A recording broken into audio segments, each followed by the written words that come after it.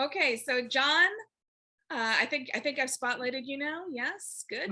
Okay, take it away. I'm always interested in people's story and why is it that they chose a particular profession they're in. Now, in my case, I'm in the legal profession. I'm an attorney, and I've been so for 28 years. But before I went to law school, I was in law enforcement. I was a deputy sheriff in Iowa. And part of my responsibilities of deputy sheriff is not only road patrol, but I would get pulled in off the road if there was something going on in court. And one afternoon, I'm out on road patrol. I got the radio call to report back to the courthouse because the judge was on the bench and he was having sentencings that day. So I go up to the court and there's a young 20-year-old woman that's being sentenced for just for a week in jail. And it was my responsibility to go ahead and secure her and escort her down to the jailer.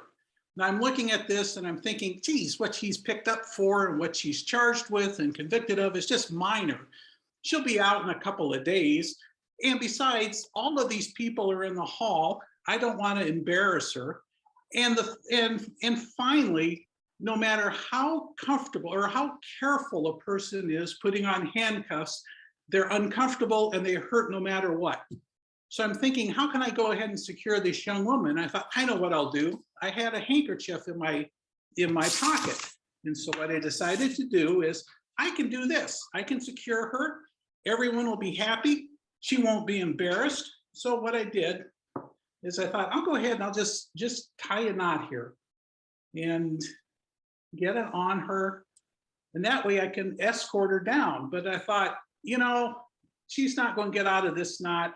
So I think what I'll do is I'll just go ahead and double knot it. And that way there is going to be no issue. I can escort her through the hall down to the jailer. No problem at all. So I look at the judge. The judge nods at me, go ahead and take her out of here. And I go, okay. And then I go like this. Oops. I look at the judge. He looks at me and says, Deputy Baker, I suggest you find a new profession. And that's 28 years later, I'm a lawyer.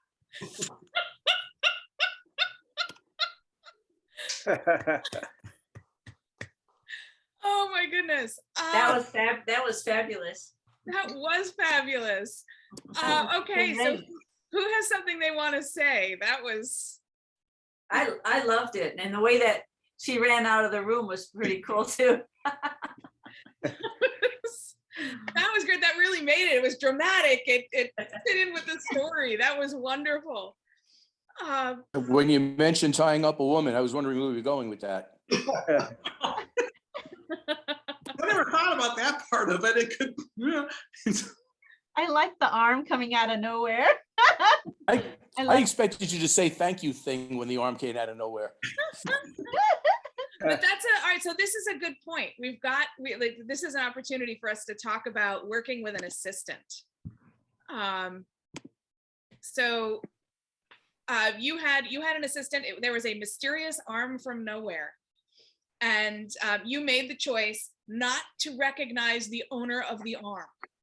Yes, I'm happily married, and I want to keep it that way. Okay, look, it's a choice. There's a person there. So if you're working, I would say that usually, if I'm working with an assistant, a volunteer from the audience, that they're a whole person and not a prop. Mm-hmm. So I want to recognize them and involve them. And in fact, she was not just an arm, she was a character in your story. And it was fantastic because the getting up and the running away, she did the escape. Mm-hmm. She was, that was part of the plot. So I would have brought her in and let her act out the story with you. Okay. And that way she's, it's not just a mysterious body part, but it's a character. And because it was hysterical when she ran away. So it slayed us. But fantastic. I loved it. And I loved how the story that you told started with your history and how you got where you got, and I thought that was hysterical. So any other comments? Okay. So thank you so much, John. That I was think you great. did Well, I think you did the trick really, really well. It was, I worked on that since our last session, and once I finally got it down, it wasn't hard, but my God, it took I guess that's not unusual. It just, my fingers wouldn't go the way they're supposed to.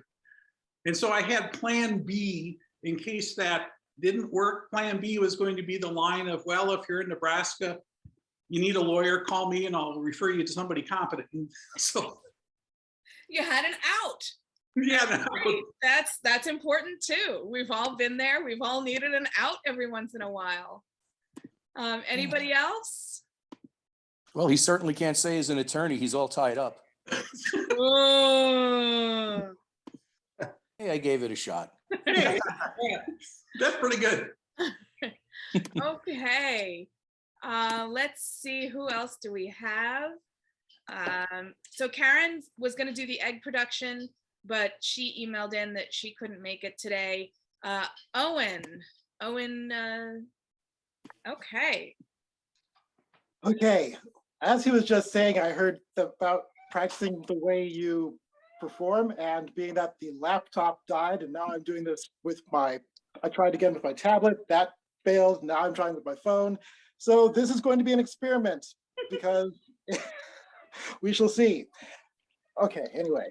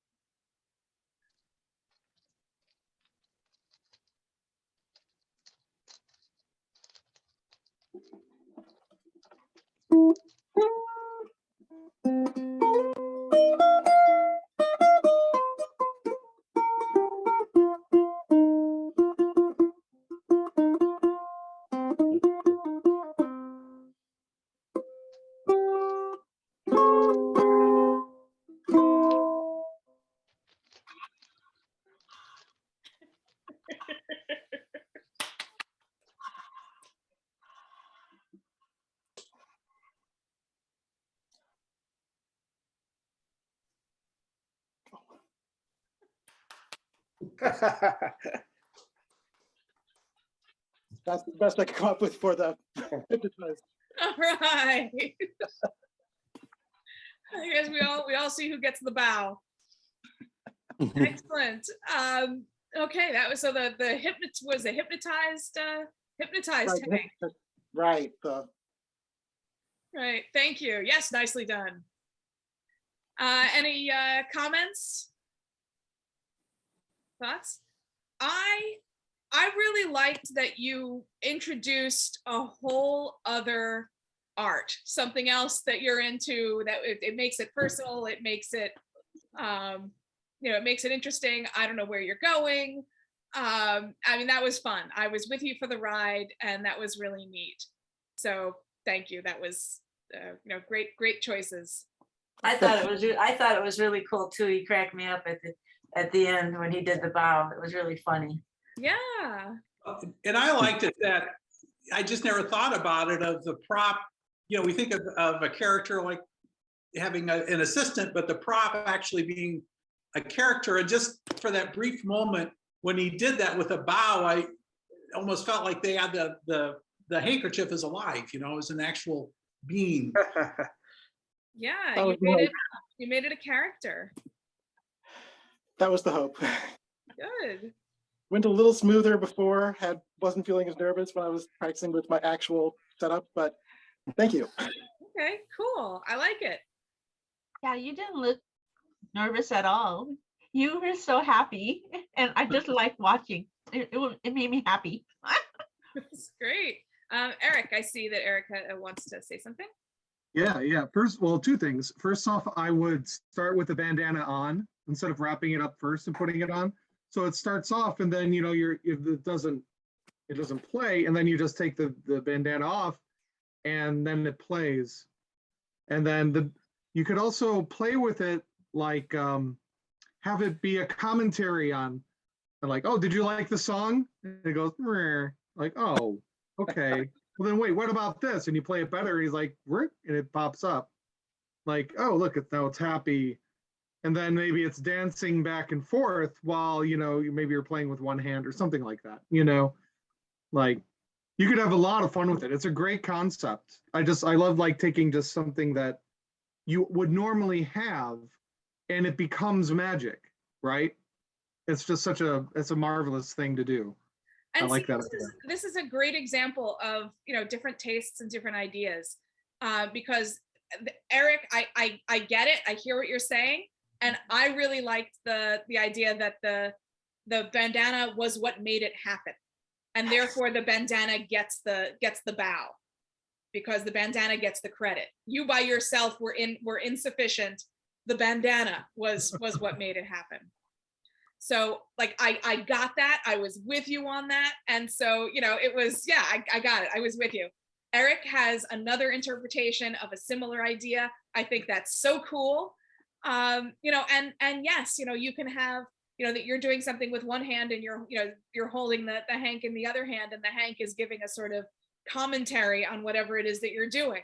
Another great idea. That's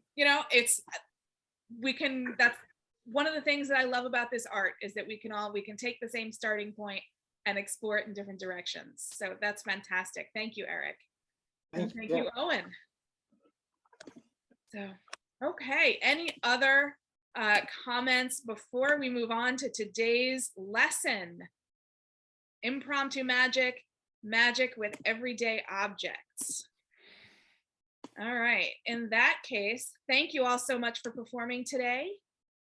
I want to introduce today's guest lecturer for the Department of Resourcery. Randy Shine joins us from Philadelphia, and I'm going to steal your line, the city of brotherly love and sisterly affection, because I love it so much. Even though I'm doing what I tell you all not to do, which is steal somebody else's line, but I'm doing it to introduce him, so I feel like it's okay. He is a fantastic performer, has performed at the 44th Presidential Inaugural Banquet and Ball. He is an educator and a historian of magic. He has lectured and performed all over the world. And he's just a wonderful guy. I just really like him. And so I'm so excited that he's going to share with us today. Randy Shine. Yay! Good afternoon, everyone. It's a pleasure to be here. Can you hear me clearly? If you can hear me clearly, give me a thumbs up. Good, excellent, excellent. As Sarah said, my name is Randy Shine. I'm from the city of brotherly love and sisterly affection, better known as Philadelphia, Pennsylvania. Yes, those things that Sarah said are true, but I think one of my most proud and recent accomplishments is that I have, for the third time, have been voted on as the College Magician of the Year, 3 times College Magician of the Year. That's voted on at colleges and universities all across the country. And just recently was been awarded that. Yeah, it's a tough thing to accomplish 3 times. That's amazing. 3 is the magic number. So friends, let's get into this. Impromptu magic. I love impromptu magic because it's magic that you can perform seemingly on the fly. Yes, the word is called impromptu. I like to use, Michael Close used a term called jazzing, but I like to use the word freestyle, coming from the hip hop community. And what that means is freestyling is where you can grab, and freestyling is when a rapper could be in a room and start rapping about everything in the room, and it's coherent. It all makes sense. And there really is no planned or anything like that. Because in jazz, in improv and jazz, there is a sense of where you're going to go or a foundation, but in freestyling, it's not that at all. There's been freestyle artists who've been given a dictionary and someone shouts out a page and they start rapping using the words on that page, and it makes sense. So that's what I like to kind of where I come from with this. It's a little combination between improv and freestyling, because we're going to deal with props and things that we're familiar with, and I'm going to show you how you could do some things a little differently. We're going to start off with a trick that I like to perform. Believe it or not, as a full-time professional, I like to perform this trick, and it amazes me that people are amazed by it. Their mind blown by it, seriously. And that taught me a lesson. It taught me a lesson.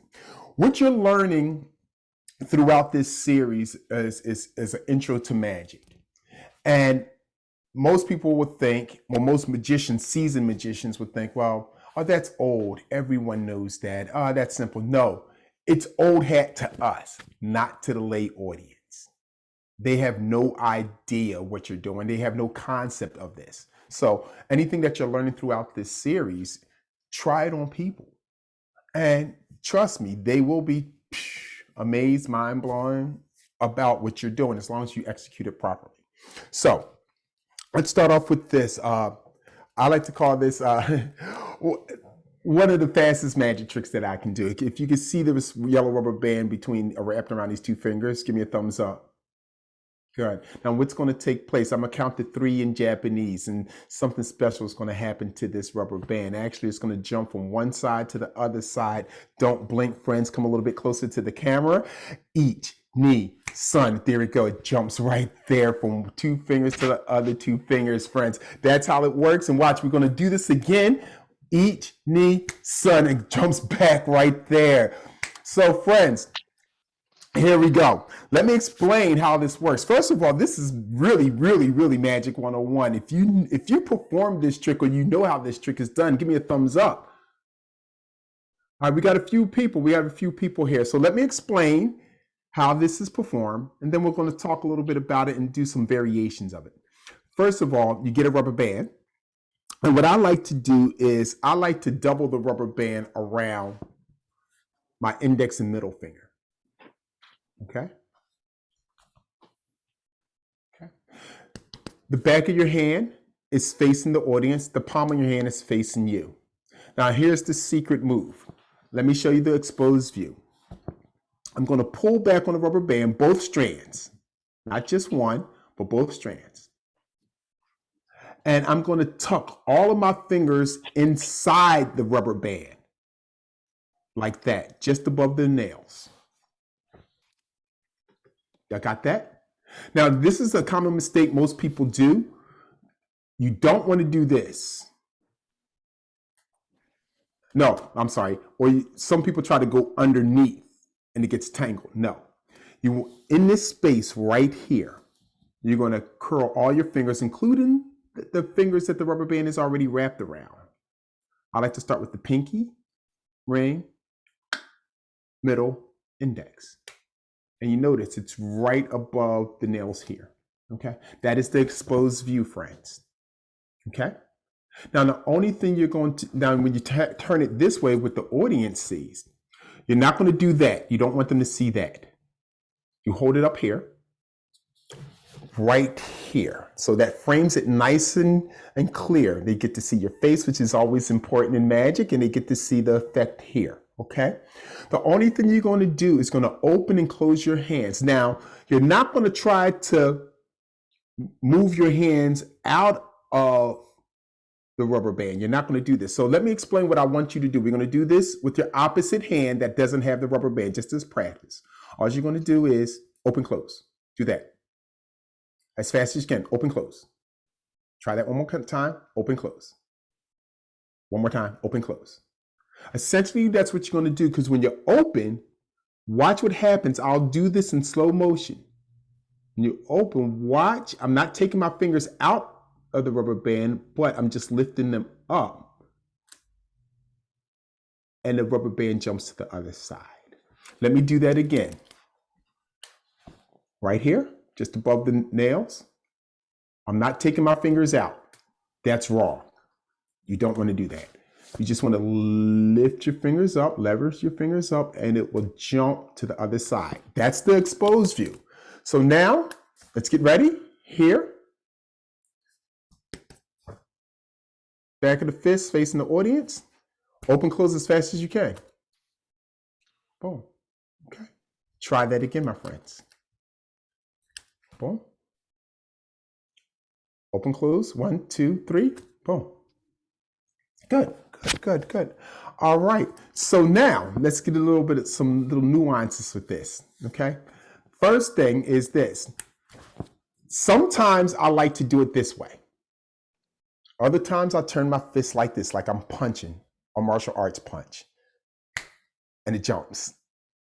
It all depends on what's comfortable for you. If you're going to hold it this way, you don't want to flash the bottom. You do not. So you want to keep your fist parallel to the floor. And so when they cannot see underneath. Okay. Now here's something else that I like to do. So it kind of camouflages the fact that I'm opening my fingers and closing my fingers. I like to shake left to right. Like that. And as I'm shaking left to right, I open and close my fingers. My hands get a little, whatever, let's get there. And this way too. And so in doing that, that camouflages the fact that you opened your fingers and close. And it's okay if they see it, but I like to enhance the illusion, the effect by doing that. Makes it very strong. Yes. Okay. So here, let's do the fist. Everyone do the fist. Come on, come on, come on. Let me see y'all. Come on. This is an interactive thing. Don't be shy even if you know it. Because there's sometimes you may know something, but you may pick up on something a little interesting that you can add. Ready, set, go. Good, good. Now, the thing that you want to do is you don't want to do this. Okay?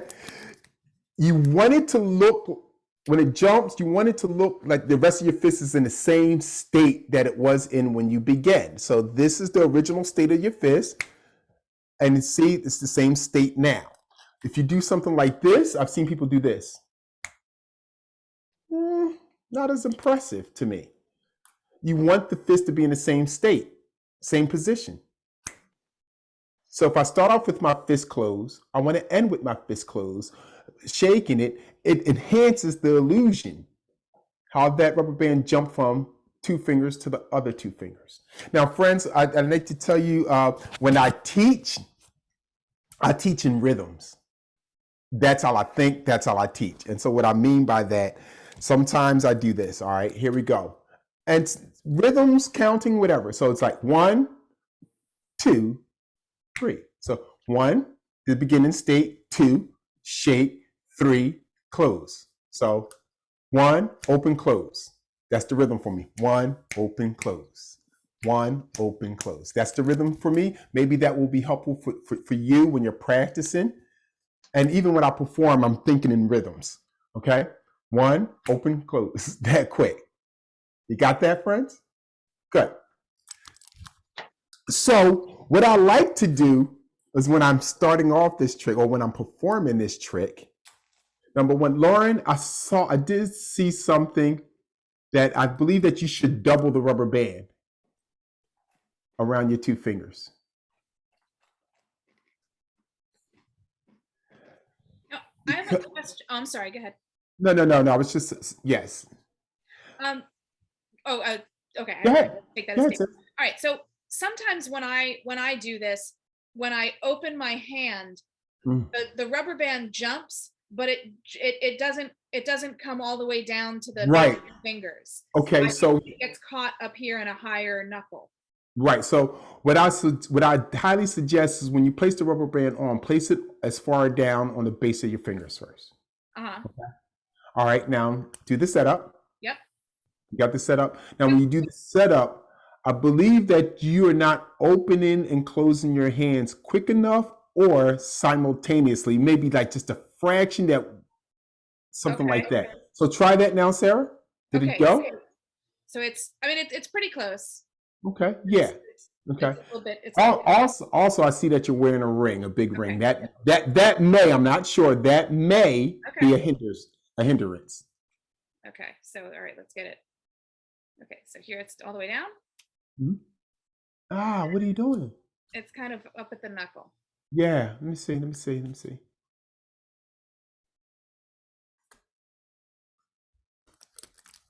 I'm not sure. Try this again. Sure. Rotate it this way.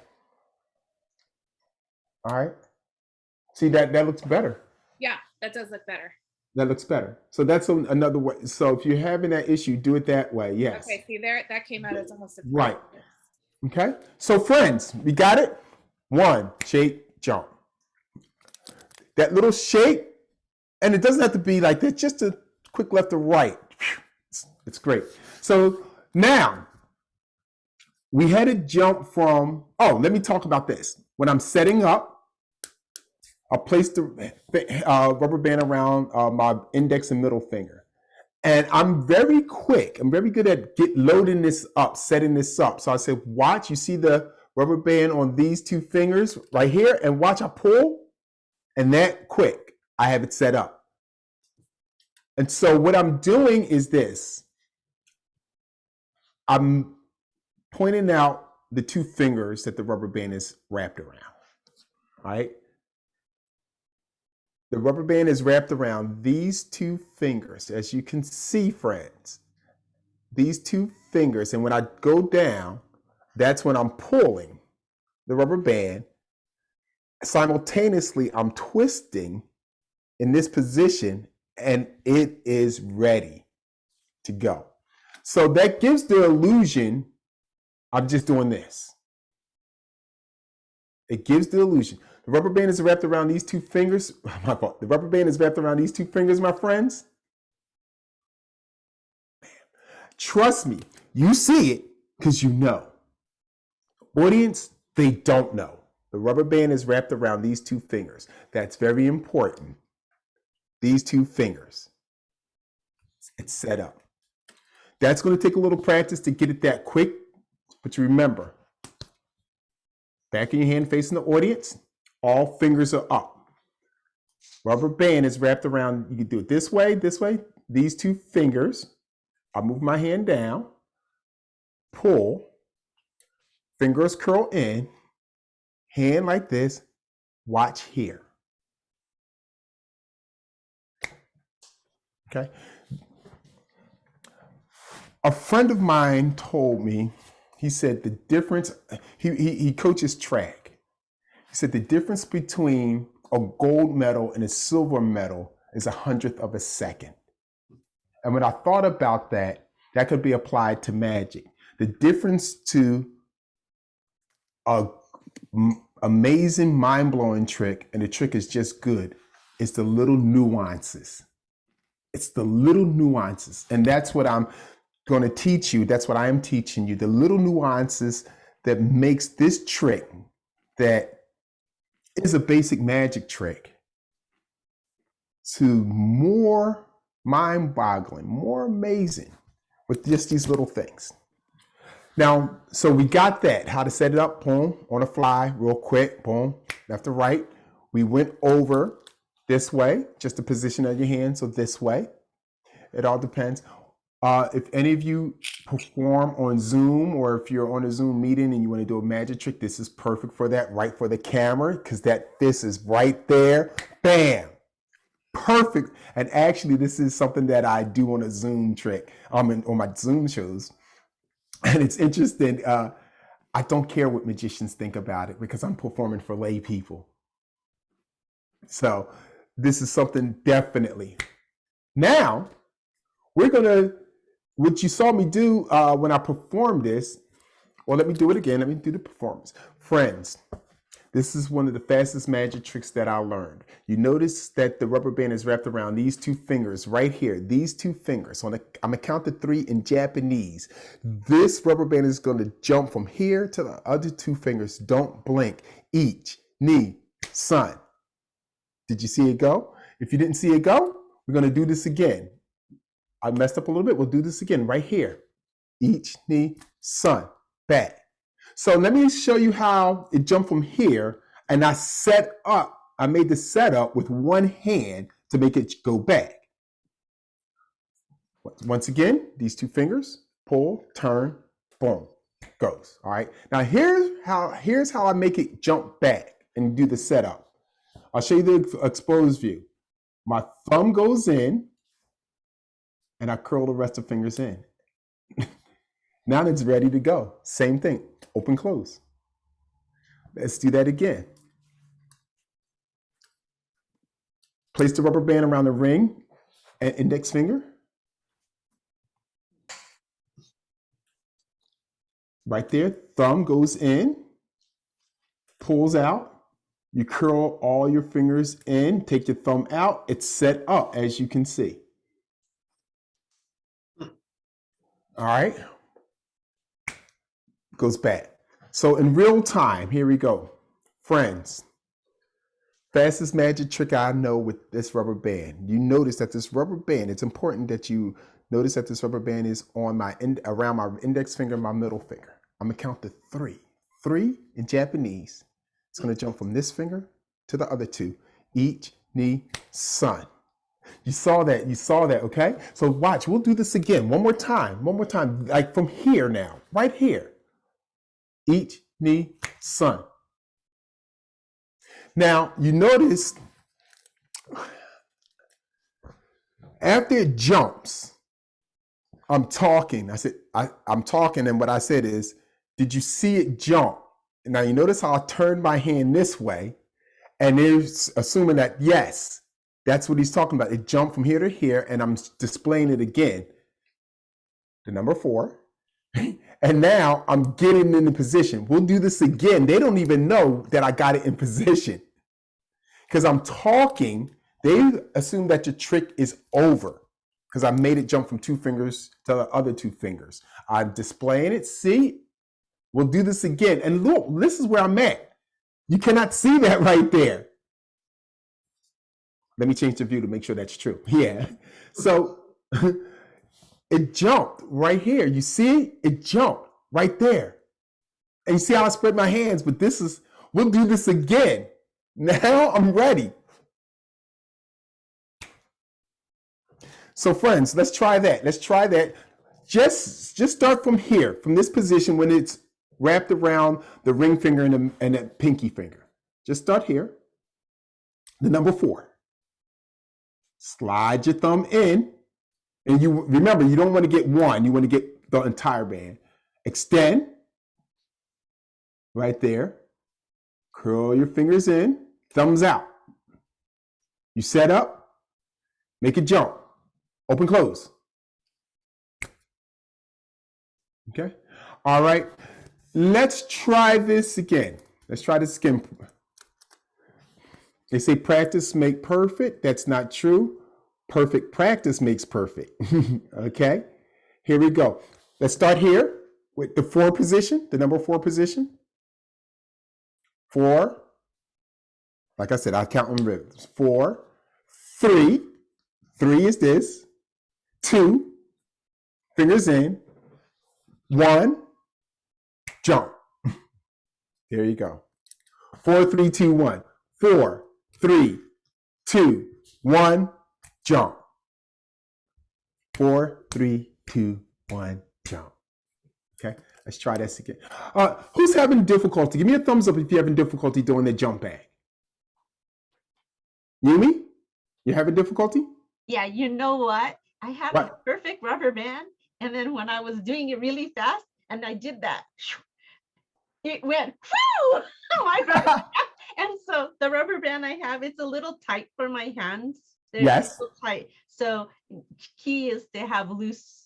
I'm glad that you mentioned that, Yumi. I'm glad that you mentioned that because You want to find most rubber bands people can work with. I don't like to work with real loose rubber bands because I like it to fit snugly around my fingers. Okay, so Yumi, let me ask you a question. You said that rubber band doesn't fit snugly. Am I correct? No, it's too snug. This one is actually too tight. Almost. Okay, let me ask you a question. Are you doubling the rubber band? Yeah, I am. Don't double it then. If it's too tight. Oh, really? Oh, okay. Yes. Oh, okay. Okay. And let's see how that works if you don't double it. And then, yeah, it's pretty loose though. Let's see. But that's okay for now. But it worked. Yes. Yes, it worked. So once again, you want to find the rubber band that works for you. Okay. Yes, All right. Thank you. Yes, because sometimes that does happen. You have a small rubber band, and you double it, and it's too tight. Yeah.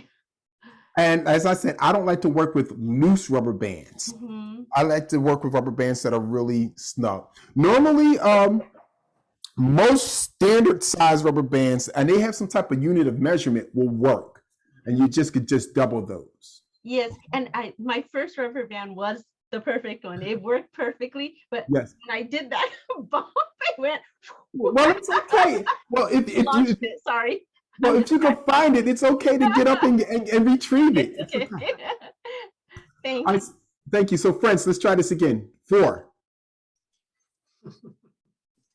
3, 2, and 1. Jump. Good. All right. Good. So, all right, let me call on someone. Let's call on Eric. Eric, can we spotlight Eric? Eric, I want you to do the jump, then jump back. Can we spotlight Eric? Let me unmute here. Okay. So let's see. So we have this 1, 2. Let's see. And hold on, Eric. Eric, this is what you do. Okay. I'm glad that you did it that way. All right. Yes. Show it. Okay. Load. Got it. Okay, set it up. Do the setup. 1, 2. Okay. Turn your hand. Freeze there for a minute. Because no, not yet. Don't do anything. Because what you did was it was too quick. You did this. Okay. Like that. You want to give them time to register. You want it to register in their mind what it is. So you show it there and point it out again. That it's on wrapped around your index and middle finger.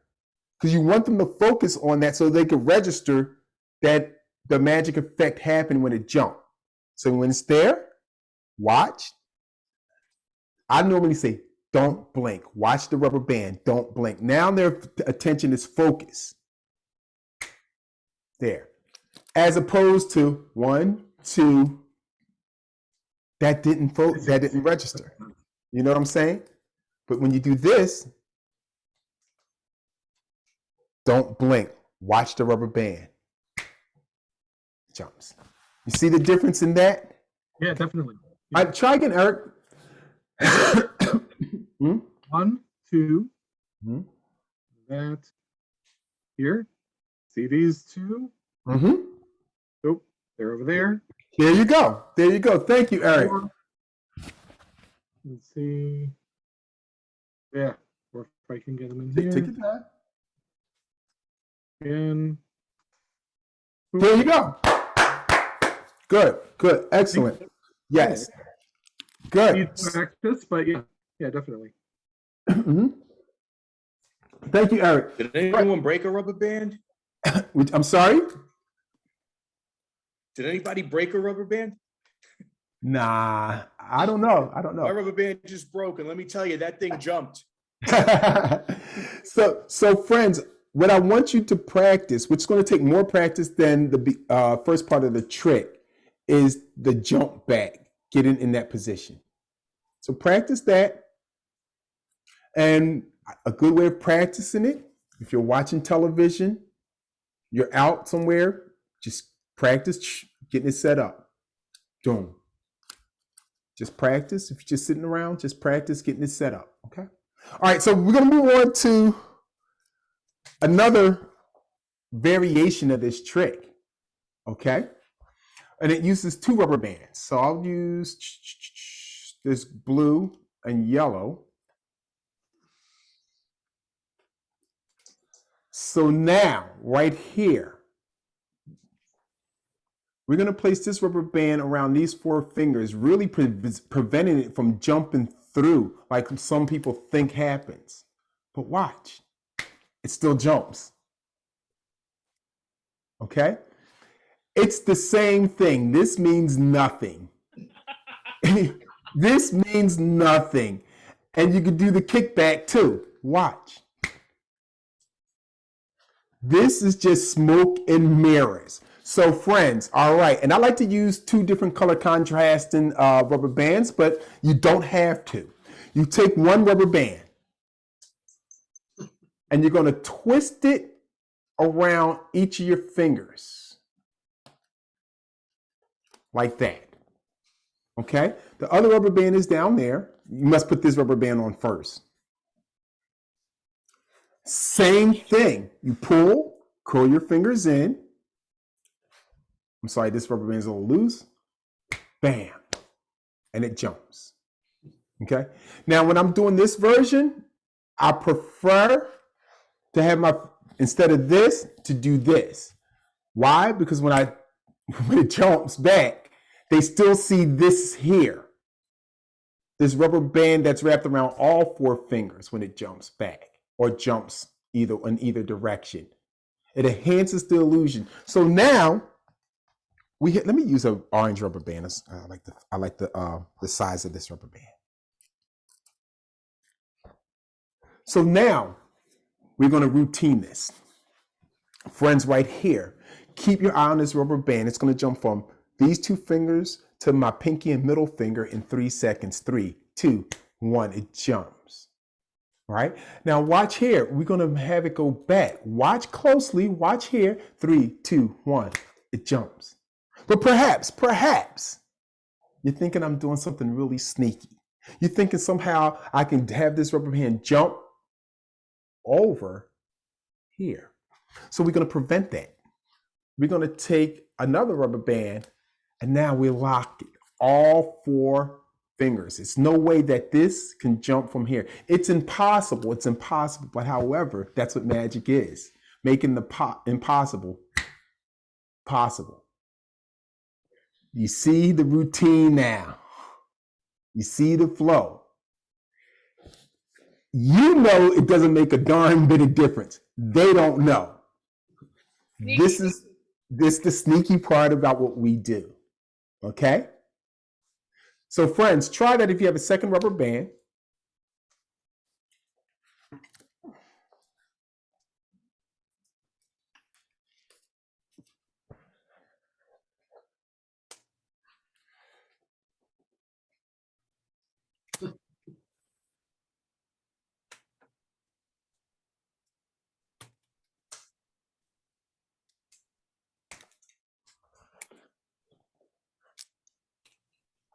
It's the same thing.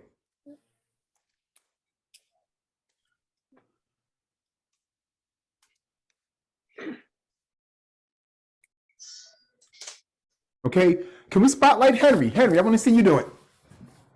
I'm sorry, who do you want to spotlight? Henry. Okay. Yep. Yeah, I've been having problems in the jump back. That's okay. So, in the jump back like this. Hold it up. Henry, can you hold it up so I can see to the camera? Good. Yeah. When I jump back, it doesn't really. Sometimes it gets hung up with the let's see. Mm-hmm. Sometimes it gets hung up with the top rubber band. I mean, it doesn't. It shouldn't. That takes a little practice. So let me see you perform it without the jump back, though.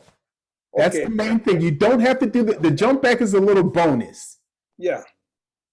Let's see. Mm-hmm. There you go. Yeah, that's good. Yeah.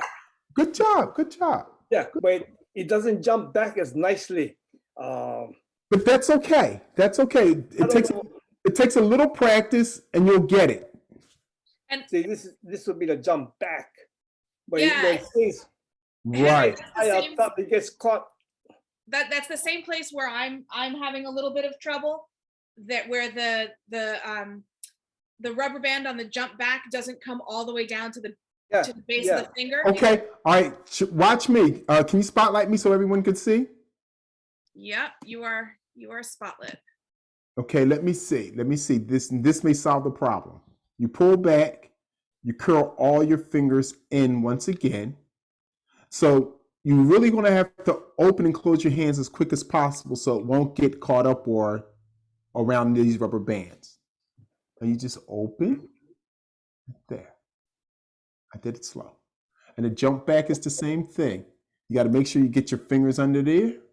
Okay. And I'm going to go a little bit higher than just above the nails. Oh, okay. Let's go a little bit higher. That looked like it worked, Henry, did it? Yeah, it worked. Yeah. Yeah. I'll try it a little higher now. Yeah, a little higher. Yeah. I noticed this time I used like a looser one, Uh-huh. and it falls much easier. That's When it was good. doubled up, it was getting stuck, but Uh-huh. now because it's loose, it falls, like the gravity makes it fall down. So that might help them too. Mm-hmm. Good point. All right. So friends, all right. As Sarah would tell you, and I said it earlier, 3 is the magic number. So we like to work in beats of 3 when it comes to magic, routine and in 3. So now, here we go. I'm going to teach you something. I know Sarah is going to kill me for this, but that's okay. I'm not mad at you, Sarah. You can be mad at me all you want. I'm going to teach something. I haven't done anything yet. No, because it's what I'm going to do. I'm going to teach something that's not in the book, but it helps. But it helps with the routine. Okay. Okay. So here we go, friends. We'll start off. Let me spotlight myself right here, friends. Right here, you can see that this rubber band. Let me stop there for a second. You notice every time I'm performing this for you, I'm saying the same thing. And that's part of being a performer. A lot of times when you see performers, whether it's magicians, musicians, comedians, when you go to see the show, you think, wow, you're in the moment. It's a special moment for you. I remember going to see Janet Jackson on concert, and I was just like, wow, everything seems so organic. 3 months later, I saw her again in a different city. Same songs, same ad libs between the songs. Everything was planned in advance. And I sat there, I was like, well, she did the same thing. I didn't mind the shows, but some of the things she said to get the crowd involved, even when she brought someone up on stage, everything was the same. And as entertainers, that's what you want to do. You want to make it seem fresh to them, even though it's not fresh to you. Okay. Now, there is some areas where you ad lib a little bit differently. But yeah, you may ad lib and put a little tweak into it, but for the most part, your show is going to be the same. And that's whether you're doing a full show or if you're just performing for some friends, even if you're just doing one trick. All that is important. So just take a mental note of that. All right, friends. So what I'm about to show you is one of the fastest tricks I learned. And actually, I learned this trick when I was performing in Japan, and a Japanese magician showed me this trick. A rubber band that was wrapped around his 2 fingers, and he counted to 3 in Japanese, and that rubber band jumped from this finger to that finger. Let me show you. Don't blink. Come a little bit closer. Look right here. You got it? Each, ni, sun. It jumps. We'll do this again. This is the part that really impressed me. He said it would jump back. He held it a little closer, and it jumped back. I said, okay, all right. But what really impressed me is when he wrapped another rubber band, because he knew I thought that it was jumping from 2 fingers over to the other finger. So this way, it's impossible. But he said, being a magician, Our job is to make the impossible look possible right there. I was curious about that, but I said, you know what? Could you do that? Can you do that with one finger? One finger. He said, yeah. This time he wrapped the rubber band around his middle finger and he said, watch closely. On the count of 3, it's going to jump from one finger to the other. 1, 2, 3. It jumps, then it jumps back. There you go. So friends, let me explain that. That's the bonus that's not taught in the book. But I like doing this trick. And actually, I do that first because some people could catch on. Some people, not a lot. And then I go into what I taught previously. So you wrap the rubber band around your middle finger between the nail and the knuckle. I will bring to your attention that he never shows the rubber band around the middle finger without another finger extended next to it. Right, correct. Yes, you don't want to do that. Okay, now friends, I like to extend, so this is, I'm using the rubber band is around my right middle finger. I like to extend my left arm out to the side like that. To the side, not here, to the side. Okay, because you're framing it, okay? Place it here. Okay, like this, look at me, you have it just like me. Lauren, you're up here, you want it here. Slide it down, because you're up here, like right there. That's good enough, yes, that's good, Lauren. And you keep your arm straight, that's important. Now, I'm gonna do this in slow motion, and you'll see how this works. Remember, these are the only 2 fingers that are extended, the other fingers are curled in. I got my pinky, ring, and thumb right here, okay? That's important. And you really want them to see the framing of this. You don't want it on an angle here or here. You really want them to see this framed here, okay? Watch what happens. I'll do this in slow motion. 1, 2, I switch. 3, then I switch back, okay? Now, you don't want to do this. I see you, Owen. Owen's having a great time about this. Let me explain. I'm going to tell you what you don't want to do. You don't want to do this. 1, 2, 3. You don't want to do that. You don't want to do this. 1, 2, 3. You don't want to do this. 1, 2, it jumped. See, it jumped. See, it jumped. 3. Okay? You don't want to do that. That third one is because if you leave it there too long, they'll notice that you switch fingers. And so remember, I said I like to teach in rhythms. So it's tap, tap, switch, back. Tap, tap, switch, back. Tap, tap, switch, back. That's the rhythm. Now, no, you don't want to do this neither. But why? Because the larger motion hides the smaller motion. So you have to come back. 1, 2, switch. See, as I'm coming back, I switch back. Their focus is going to be right here because this is where you start off. So you don't want to do this, tap, tap, tap. No, you want to come back because the larger motion hides the smaller motion. When you're coming back, you switch. So tap, tap, switch, back. You keep it there for a second. That's why, and just in your head, say what I said. Tap, tap, switch, back. Or I like to say 1, 2, 3, back. So on the third, you're doing a switch. 1, 2, 3, back. Okay? This is another case where the enormous ring that I like to wear on my right middle finger ruins the trick. No, but however, you could do that with your finger, with your ring on your finger. So you could do the same trick. If it's on your middle finger. I suppose so. If I did it, but the ring itself moves. Mm-hmm. Yeah. Ow.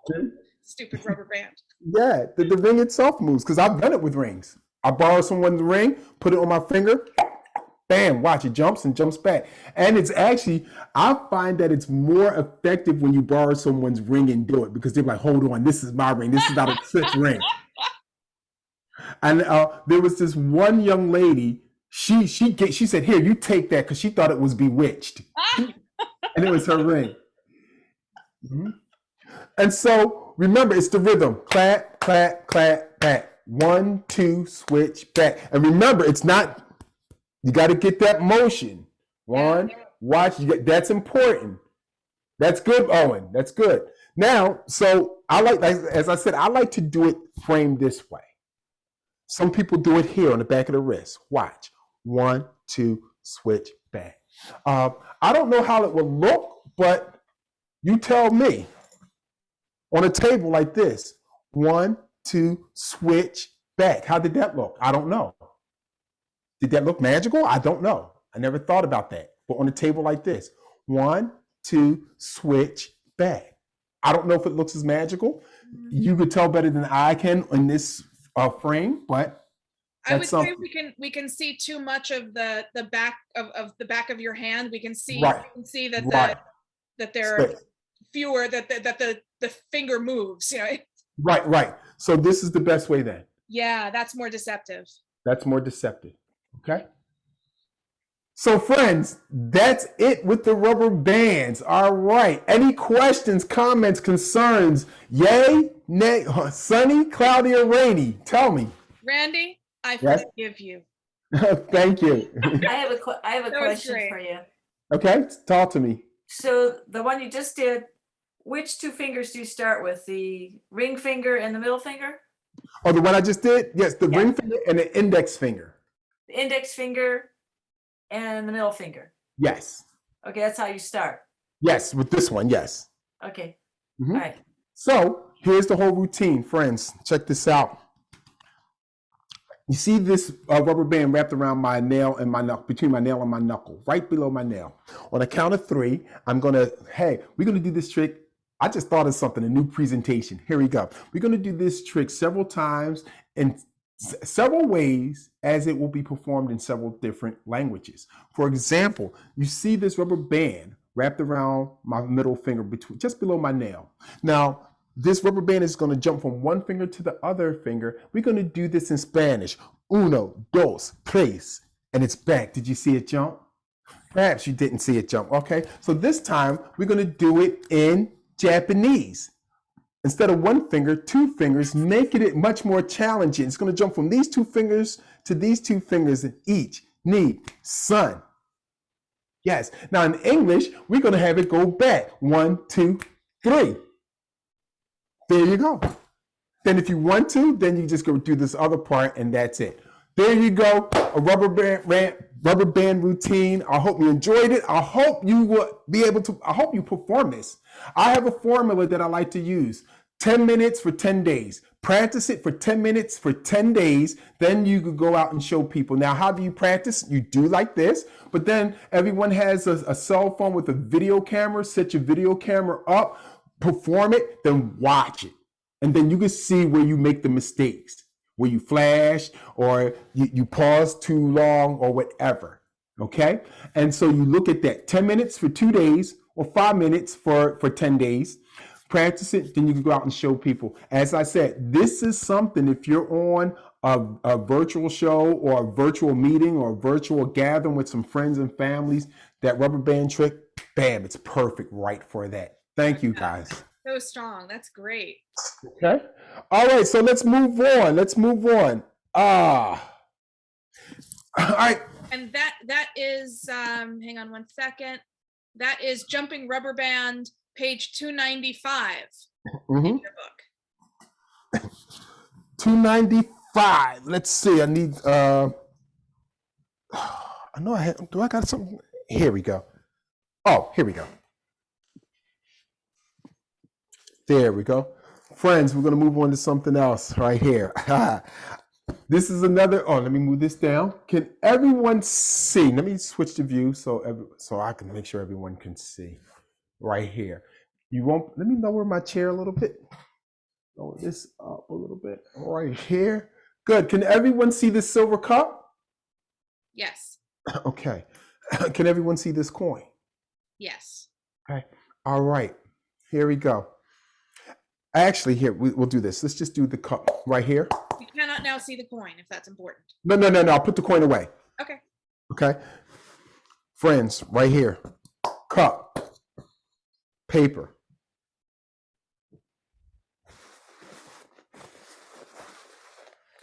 Coin.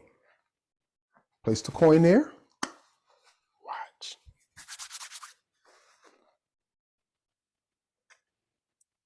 Sarah, heads or tails? Tails. Ah, you're correct, Sarah. Try this again. Sarah, heads or tails? Heads. You're right. Again, okay. All right, we're going to try this again, Sarah. Heads or tails? Tails this time. You know what? You're right, Sarah. One more time. Tails. No, actually, the cup is gone, friends. What is All it? right, friends, this is the Vanishing Cup. You can use a salt shaker. You can use a cup. You can use a pill bottle. All right, so there's a couple things you need to know about this. First of all, this is a trick that has to be performed at a table. You have to be sitting at a table. Great. Also, if you have a salt shaker or a cup, get that ready. And I like to use a coin. Okay. The other thing is because you're sitting at the table, you can either have a cloth, a napkin, a cloth napkin, a towel, a t-shirt, or your jacket or coat, and place that on your lap. Now, if you don't have either one of those things, it's okay because all you have to do is sit up straight. Let me adjust myself. Sit up straight, put your knees together, and you have your lap. One of the few times where performing in a skirt is an advantage. You have a built-in Servant. Savant. Yes, it's a servant, but yes. Let me move this back. Let me adjust this a little bit because I wasn't sitting up straight.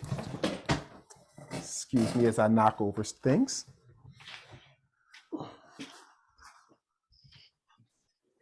By the way, you can use any number of things for this, and I think the book does suggest using a cup.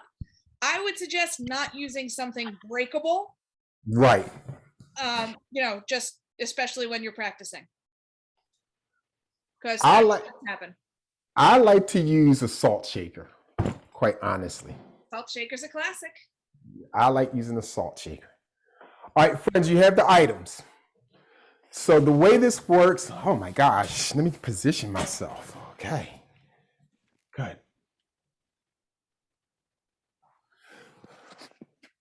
Also, while we call, this is one of those times where you're going to draw the target second. So while we call this the disappearing salt shaker or the vanishing cup or something, that's not what you tell your audience you're going to do. Yes, please don't. The thing about one of the principles about magic, and every rule is made to be broken, but in the right context. Once you understand the rules, you know how to break them appropriately. But you do not want to tell them what's going to happen because a key component of magic is the element of surprise, that they don't know what's going to happen. And that's kind of built into this. So you have your cup or your salt shaker, you have a napkin. Sometimes you can do this with a cloth. What you're going to do is you're going to cover the cup or the salt shaker. I'm just going to say cup because that's what I'm using with the napkin. And you're just going to kind of wrap it around so it could basically take the form of the cup. That's important. Or the salt shaker. Many times, since I perform in colleges and universities, there are times where I do what we call teasers before the show, where I will go into the student union or the cafeteria, and this is something that I will perform. Okay. So once it's and sometimes I use more than one napkin. Okay, for a couple of reasons. Number one, it gives it a little bit more sturdy when I do the secret move, and you can't see through it. If you use one napkin, sometimes you can't see through it. All right. I like to start off by saying, hey, we're going to play a game. I show the coin. Okay. I place the coin on either side. Let's say heads. I cover it, wave my hand or whatever. You tell me, is it heads or tails? All right. It doesn't make a difference what they say, but when they do that, you're going to lift up the cup, move it back. You show and you point so their attention is here. Can everyone see? Yep. Okay. I kind of move this back a little bit more. Good. All right. You turn it over, cover it again, snap, wave, ask someone, what do you think? It's heads or tails? Whatever they say, you move it back. Okay. You notice how I'm moving it back right here to the edge of the table each time. You want to keep that consistent, okay? You don't want to do this, and then when you get to the secret move, you do that. Now, you do it one more time. Remember, beat to 3. Cover it, heads or tails. Whatever they say, you lift up. Now, when you move it back, what you're going to do is you're going to let that drop in your lap right here. And you'll say good, bad, or whatever. You let that drop on your lap. See, that dropped on the floor. You heard that. Okay. But remember, the cloth took the shape of the cup or the salt shaker. Now you place it back again. Now, if it's sturdy enough, you can move like that. You can let go. You tell me heads or tails. Whatever they say, you're like, it's gone. And then, so now they were expecting this to turn or whatever. Now, here's something you could do. Here's a presentational thing that you could do. I'm going to teach you 2 different presentational things. So same thing, you wrap it up. Oops, I might have to get another one, but just pretend. We won't pretend. We'll get another piece of paper. Oh, high budget. Yes. And see, these are kind of flimsy pieces of paper, napkins, so I'm going to use 2.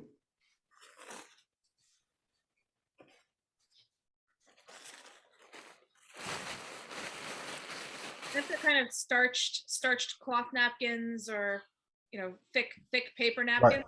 They'll hold the shape of the cup even when the cup is gone. Right. So here we go. Cover it. We're going to play a little game. Okay, John. Okay. This is a $50 right here. That's heads, that's tails. I'll cover it. John, is it heads or tails? Heads. Actually, you're wrong. We'll try this again. That's heads, that's tails. John, I'll cover it. What is it, heads or tails? Tails. You're correct. One more time. John, heads or tails? Heads. Good job. John, forget that. John, heads or no, is it a 50-cent piece or a penny? 50-cent piece. Actually, nah, you're right. And so now with that presentation, it's just when I say that last line, is it a 50-cent piece or a penny? They're like, well, hold on. This is going into another direction. He's a magician. Did he make that coin change into a penny? Oh, so now there's this anticipation. Then you're going to take it to another direction where they're not expecting it. You're just going to crush it. They're like, hold on, my gosh. So yes, you get them psychologically with that. I need to put my feet together. When I learned this, originally, I learned it that when you do the last showing of the coin, that you then announce, okay, we're going to make the coin go through the table. And right. You show the coin, it's going to go through the table. You ditch the salt shaker, whatever you've got. You put the empty shell of napkin over your coin. Do your magic. It's gone. You pull away the shell. The coin is still there. You put it down, and you're frustrated. I can't do it. And then you, out of frustration, you smack the napkin shell down. Right. So there's a lot of things you could play with this presentationally. Like I said, one is a game. Yep. Then you change the game where is it a quarter, is it a 50-cent piece or a penny? You smash. Another thing is, like you said, I'm gonna make the quarter penetrate the table. Boom. Then you get frustrated. Bam. Yep. Okay. Another presentational thing is, watch, I'm going to make that coin vanish. All right, hold on. It has to be on tails. Hold on, one more time. All right, last time. I made the cup vanish, not the coin. Yeah. So, It's all so about, I'm sorry, go ahead. So once again, actually, I kind of like that because I believe that in their head, they're going to like, oh, you made something even bigger vanish compared to the coin. How did that happen? Now, there's a couple things. What you can do, and I've done this, everyone's going to be like, what happened? At that point, if I'm using a salt shaker, I take the salt shaker and either I try to put it in my belt loop and hide it underneath my shirt, or I just leave it there. But sometimes I'll say, no, actually it penetrated the table and went through the table. And so what you can do is, as soon as you smash it, you let it drop out of your lap into the floor so they can hear it. Mm-hmm. Oh. That's another thing. So you made it penetrate, and that way you don't have to do any cleanup with that. You like hiding it or whatever. Yeah, that's the benefit of the I think the coin through the table narrative is that you make the cup or the salt shaker go through the table, and then you have a reason to then either let it fall to the floor or then pull it out. Mm-hmm. That so you're not then stuck with a lap that everybody's trying to look at. Right. I've heard a story where a magician did this with a salt shaker, and the person like, well, where is it? They say it's in your hotel room. And what the magician did was he managed to tell the hotel staff to put a duplicate salt shaker in the bathroom on top of the toilet. So when the person went back to their hotel room and they saw that, they freaked out. Well, yeah. So, I mean, if you could orchestrate something like that, if you have a duplicate, or maybe if you don't have a duplicate, you just secretly grab it and they're just like, and you just wait. And then you go to someone's bathroom in their home or something and you stick it in their medicine cabinet or on a sink or something. And if you go in there and put it in, you just scream like, oh my gosh, you got to go in there, just go in there. And they go in there and they see it there. Yeah. It's great. I mean, it's in a restaurant. This is a great impromptu thing at a restaurant with friends. And a restaurant is likely to have many duplicate salt shakers. Mm-hmm. I'd try and get a duplicate in somebody's purse during the course of the evening. Exactly. Now, friends, here's something else that I do that kind of adds to this. Okay. This is one of the few things that I believe is true in magic. There's a lot of sayings that I will argue that is not true, but this is definitely true. And that is, when the magic can happen in the person's hand, the more powerful it is. So how can you make this happen in someone's hands? Not technically that way, but this is how I perform this. Let's say we're going to go with the presentation. I'm going to cause this coin to vanish. Okay. I'll cover it right here. I have as many people as possible. I'm like, everyone hold your hand above it, just like this. And just like this, one person's hand, another person puts their hand on top of theirs, another person's hand on top of theirs. And I just press their hands down. And lift up. See, now they feel the cup. Lift up. Did it go? No, I'm sorry. Let's try this again. Everyone, hands up. Now 3 inches. Everyone's hands on top of each other's hands, and I just press down. Everyone lift up. Did it go? Oh, I'm sorry. No, that's on heads. In order for this to work, it has to be on tails. Boom. All right, everyone hands up. Everyone hands up. Everyone's hands on that, and then I just push their hands down. You want to hear a gasp? Yeah. Because the first 2 times they felt the cup, they know it was there, undeniably. Then when you do that, they're like, oh, what happened? Yeah. Now see, that's magic happening in their hands. Trust me, I would guarantee you, do it one way. Then for another group of people, do it where you have them. I guarantee you that's going to get a stronger reaction.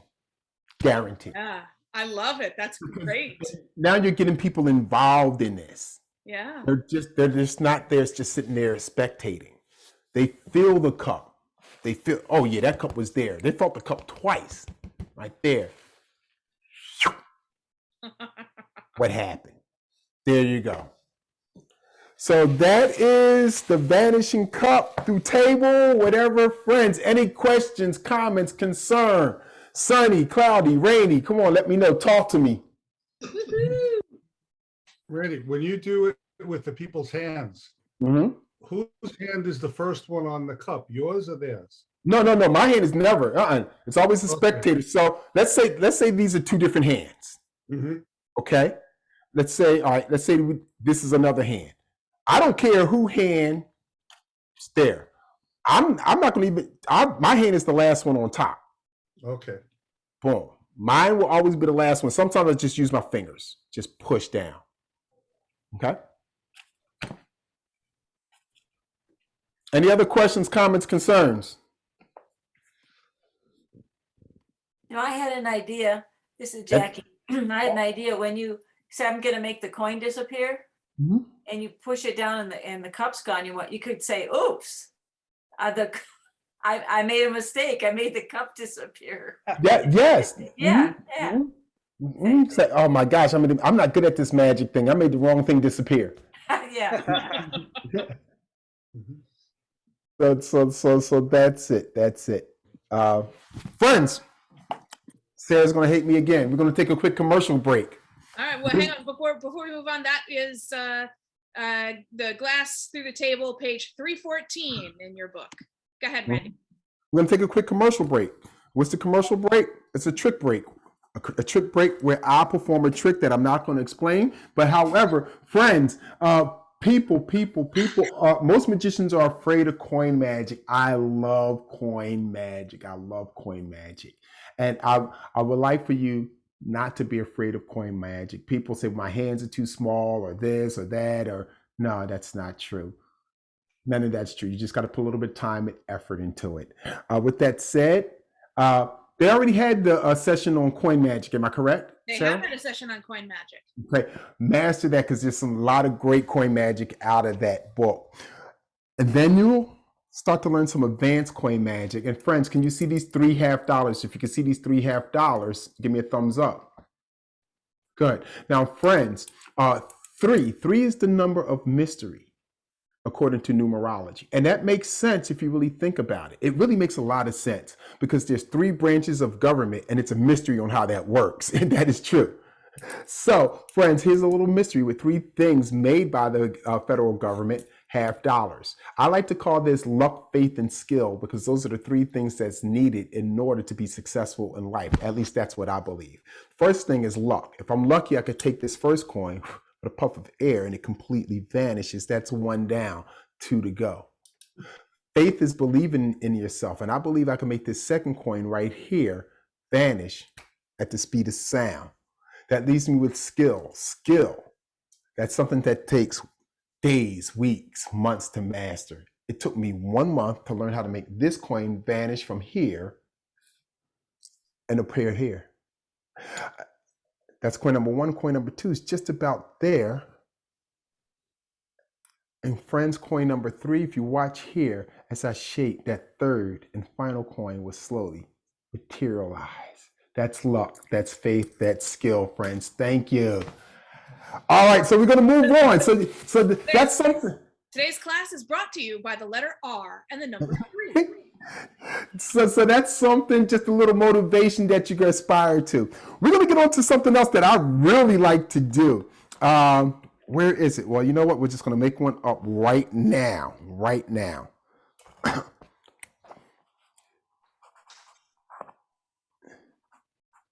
And I'm going to have to, you have to forgive me. I'm going to have to tilt this down and change the view. Friends, can y'all see this? Can y'all see the marks here? Actually, what about this? Can y'all see these things here, these stickers on here? Oh, yes. Can you see that? 1, 2, 3, 4, 5 stickers. Because they're not showing up clear on my screen. If they're showing up clear on your screen, give me a thumbs up. Good. All right, here we go. Watch those three. Here we go. They vanish. See, nothing's on that side or that side or that side, but when I snap, they come back. We'll do this again. They vanish. Nothing's on that side, or that side. When I snap, they comes back. Now, see, I could do it with that, but if you can see these little marks here, let me just scribble this up so hopefully you can see a little bit here. Can you see that right there? That shows up a little bit better. Can y'all see that, friends? If you can see that, give me a thumbs up, this little magic marker thing. Yeah, same thing. Watch. Comes off there, nothing's there, nothing's there, nothing's there. It's back. I'm not going to even touch it. This time I just shake. It's gone. I shake again. It's back. All right, so friends, this is called the paddle move. Now you have a hot rod stick. If you do, get that out. We're going to move forward on, you're going to need that for this. Yep. Now you don't need the commercial prop to do this. You can, as was just demonstrated, you can create your own on the fly and do it really with something you find around. It's great when you order Chinese food and you're using those square wooden chopsticks. I think the book has you doing it with a plastic knife. Yes. That works too. But the hot rod is a cute little prop that goes in your pocket, and it's kind of fun, and it's been a classic for a reason. So yes, and this right here is nothing but a coffee stir from Starbucks. That's all it is. Okay. Yeah. And so this is something that's totally impromptu. Yep. You could grab. So, friends, let's see. There's only one move to this. And let me see if I could do my best to explain this. Sarah, you could chime in any way. Have you been able to stop me so far? No. So basically, let's start here. When I shake, I'm just turning this over. So shake, I'm just turning this over. Okay, that's all. So it's rotating with my thumb and my fingers when I shake. Beautiful, but that's a very vivid demonstration. It's just a roll. Perfect. Just a roll, okay? Now you want to show both sides completely blank. That's the tricky part, okay? Because when you shake and you just roll and show it vanish, they're like, oh, wow. They're like, oh, it must be on the other side. So you show that it's blank. So what's going on is, as I turn my wrist, I'm rolling this again, but watch what happens. I'll do it slow.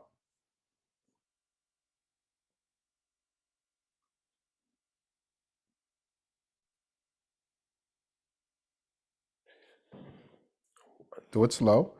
As I turn my wrist up, I'm rotating the stick, or in your case, the hot rod, that way. And as I turn my wrist down, I'm rotating it back. And notice how I get that little angle? So I'm not coming straight here. I'm not doing this. A little bit of a swivel. Little swivel, yes, thank you. Swivel up. And you're rotating. So the rotation is just this. Okay? That's just a rotation. But when I bring it up to show at speed, a little swivel, you show that side, and you swivel down. That side. Remember, you're not coming straight up.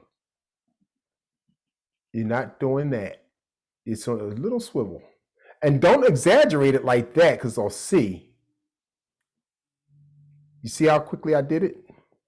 So I'm coming like maybe more than a 45-degree angle, or less than a 45-degree angle. So 45 will be right about there. You see? Okay. All right. That's all it is. You're just rotating that stick, that hot rod, like that between your thumb and your fingers. So let me come from get behind. See how this looks. Oops, what did I just do? What? Oh, something happened. Where is it? Nothing changed from our end. Okay. From behind. Oops, sorry. Yes, because you will see the exposed view. Yep. Right here. They don't see that. Right. See how I rotate? And it's the amount that it kicks out is so small. It just skates around the straight line of their vision. Right. Here. Here. Let's try this again. Watch how I rotate it. And actually, for me, since I'm using the stick, I use my ring finger to help with the rotation because I just move my ring finger that way since I'm using. And maybe I haven't used a hot rod in years, so maybe that would be helpful to you. Because see, I'm holding thumb on top, index finger, ring finger. I mean middle finger, ring finger.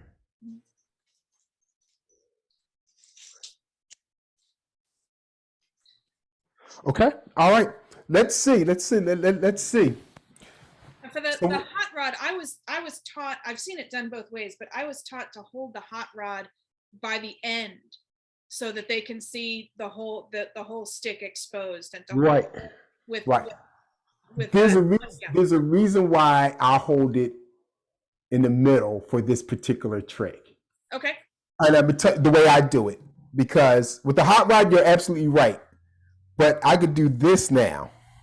Right. Yeah. I mean, it's with a piece that long. I mean, Right. There's no need that there's no reason that they need to see what's going on in the middle. On the hot rod, you know, the view of all the different stones is important. But on Kenneth, let's spotlight Kenneth. I'd like to see Kenneth do it. Okay.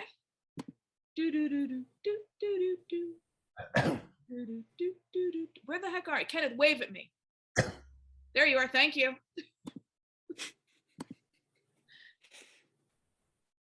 Now, Kenneth, for this, can you stand? Is it possible that you can stand up so we can see it? And it'll be a better position for you, easier for you to do it? Okay. And then like this? Uh-huh. Well, we can't see it. You may have to stand up, Kenneth, if possible. Yeah. And we just want to see from the waist down. Yes. You can lower, if you can lower your camera. Yeah, there we go. Now back up a little bit. All right, there you go, Kenneth, go. So like this? Yep. There. Back up a little bit more, Kenneth, please. A little bit more. Yeah, there you go. Good. All right, now make it disappear. Good. Make them disappear? Yes. So like this? Uh-huh. Good. So bring up like this, and then down like that. Right. Good. Good job. Good job. Come a little bit closer. Right there. Go ahead. Do it. Right here. Sorry. Mm-hmm.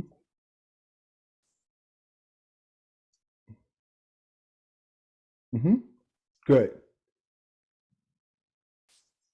All right. Excellent. Good. Good. Good. Good. Good, Kenneth. Thank you, Kenneth. All right. Let's get someone else. Let's see someone else do it.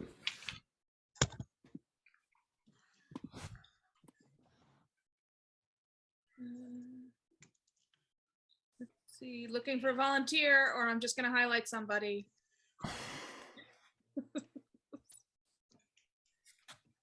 Okay. Let's see. John Zankowicz, you want to? Okay, let's spotlight. Sure. Okay. You know, I went to visit a friend, Mm-hmm. and he thought he was being really nice, and he gave me this stick with all these different colors on it. Mm-hmm. Like this. There we go. Let's see. It's kind of hard to see, you guys. There. Wait, no. There. Oh, now I can't do it. Here we go. It's here. You can see it's all different colors here. Mm-hmm. And then I said, yeah, but what about the other side? He says, oh, this is really special because it goes all the way through. Mm-hmm. And I said, well, that's nice that it goes all the way through. But, you know, blue is my favorite color. And he said, well, that's okay. I'll just give you one that's all blue. Mm-hmm.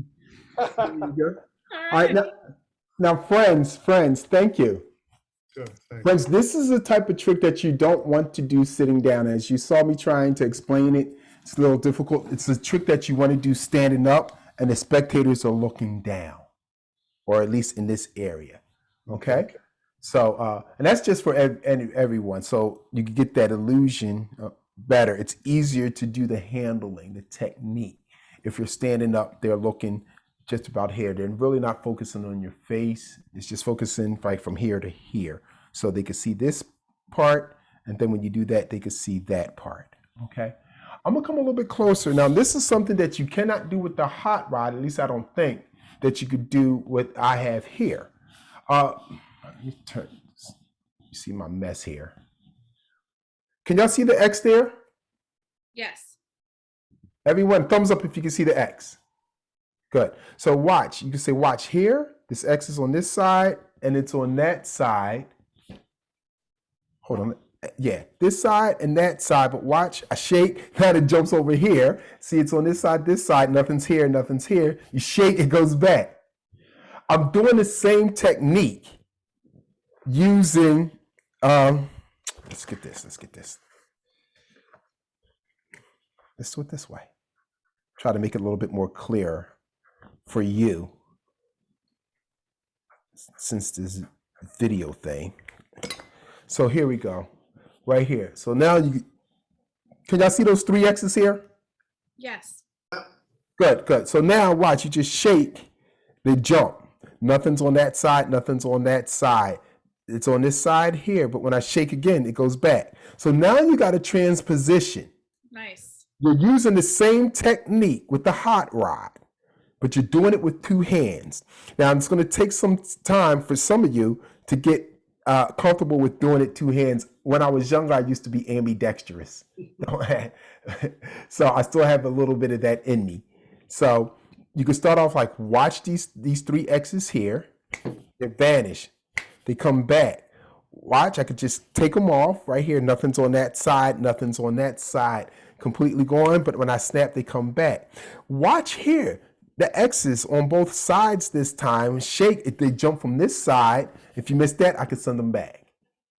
So now you find different ways of doing this. Same technique, different ways of doing it. You have the hot rod. You got coffee stirrers. This is something right before the show, literally right before the show. Found this in my kitchen drawer. I had some stickers, put some stickers on there. Same thing. Here, here, here, here. Back. That's it. Okay. All right. So, are we all cool? Go ahead, Sarah. You was about to say. Okay, so hang on. I just we're now, it's now 4:52, so we have about 8 minutes left to cover napkins if we're going to do that. But before we get to that, I just want to check with the room. Do I have? Let's see. I want Lauren. Is there?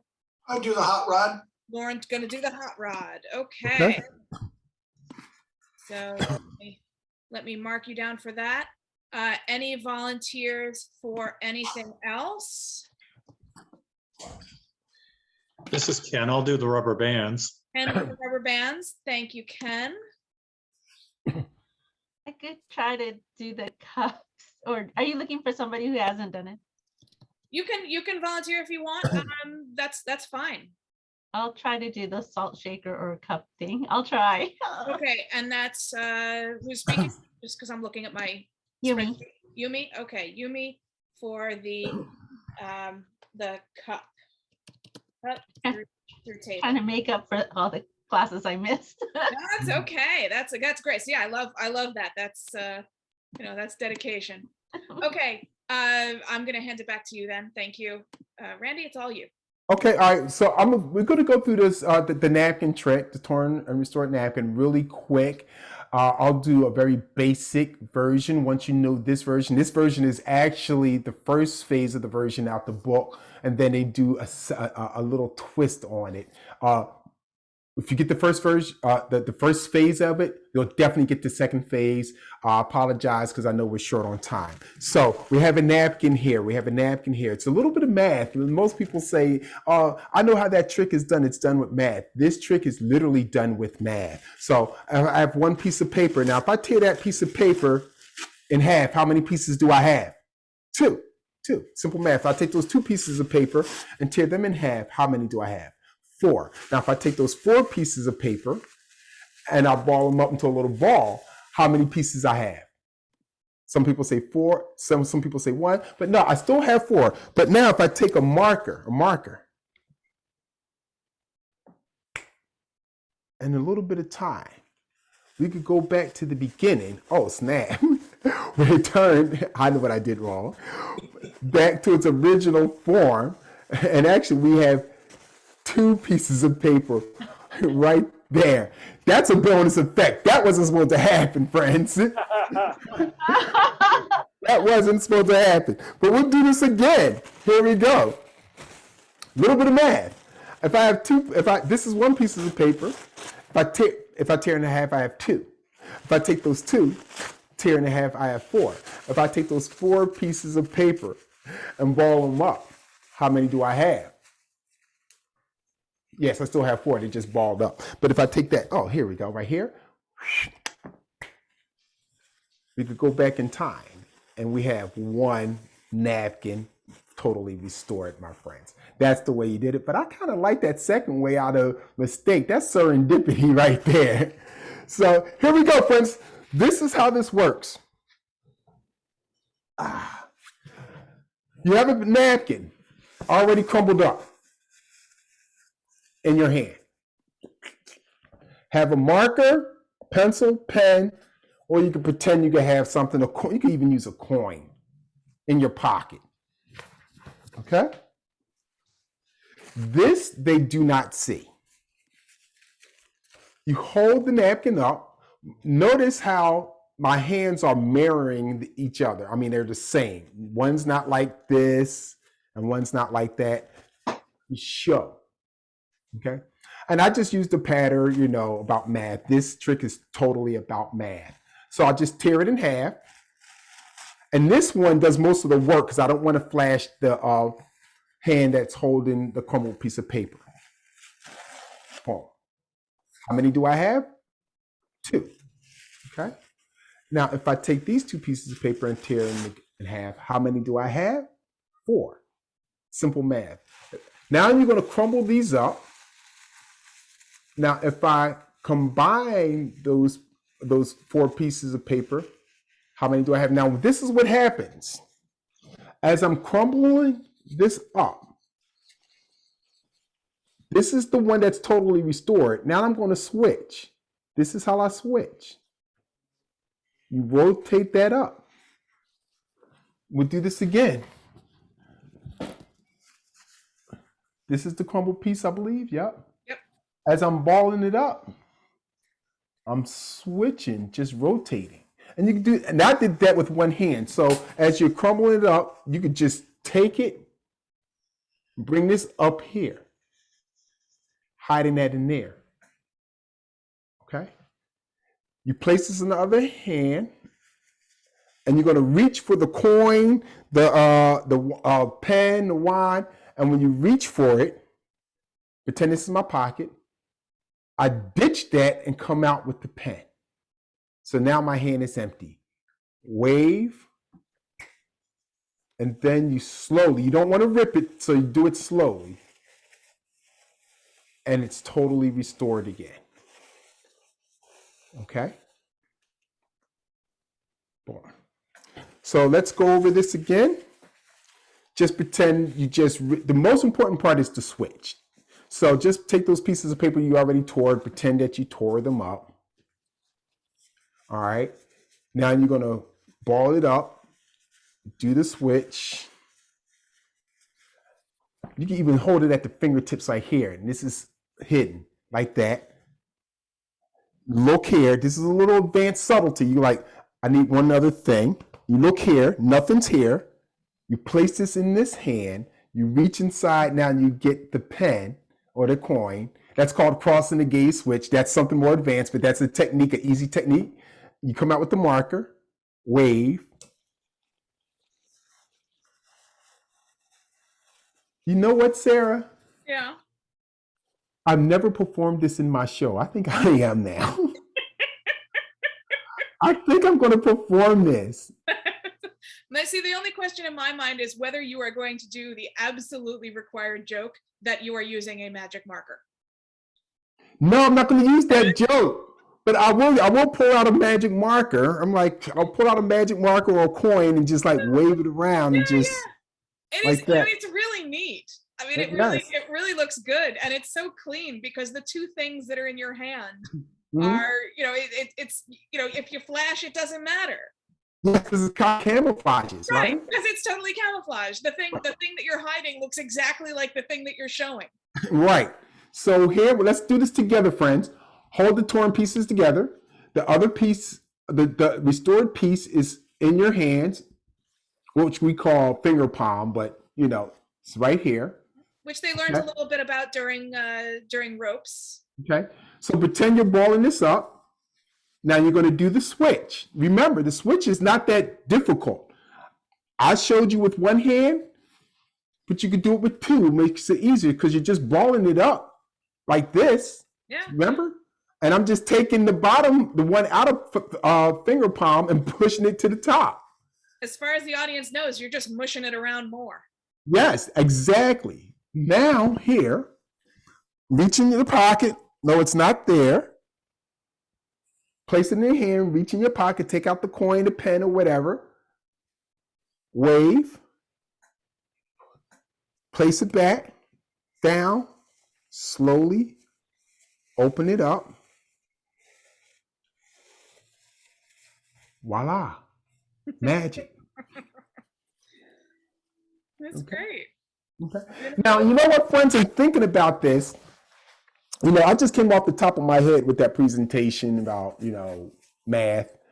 But think about this, because at the end I said something when I restored and I said go back in time. And I'm like, that didn't make sense with math. But however, what is any trick that you perform, any trick that you've learned, think about a presentational hook.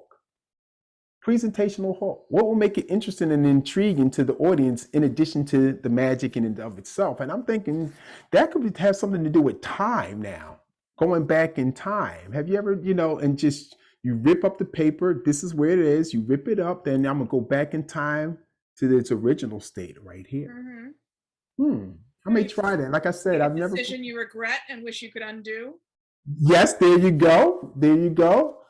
Something I like that. Actually, that is something there. Something that you regret and you can undo. So there's a lot of things to think about with any magic trick, whether it's the rubber band trick, whether it's the paddle trick, whether it's the trick with the cup through table. So think about that, because anyone, and as you know, anyone could do a magic trick, but everyone cannot do magic.